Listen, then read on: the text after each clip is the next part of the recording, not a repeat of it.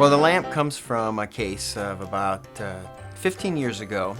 Dr. Wills in town here was a retired doctor, and after retiring, he set up a scheme where he was selling certificates of deposit to people and offering them a 25% return with no taxes.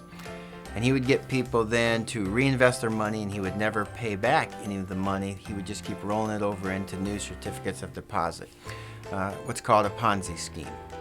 Eventually, at some point, people started wanting their money back. He didn't have the money. It started to fall apart.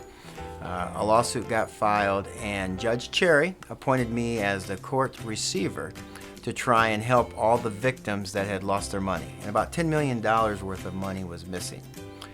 In the course of about a month, I was able to seize a house that Dr. Wills had at Sycamore Hills, a house he had here in town on Main Street, a boat, various automobiles, various bank accounts, and all of the furnishings that he had in the various houses.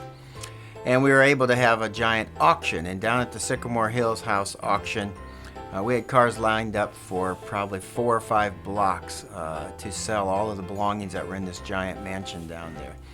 And when we were inventorying things, I said to the auctioneer, I said, I really like that lamp. And unbeknownst to me, when the auction was completely done, they had set that lamp aside and saved it back for me as part of just the process of gathering up all the assets. We eventually recovered over $4 million worth of items, and so we were able to get the victims back around 35 cents on the dollar, which for a Ponzi scheme is pretty good because unfortunately usually the victims get nothing back.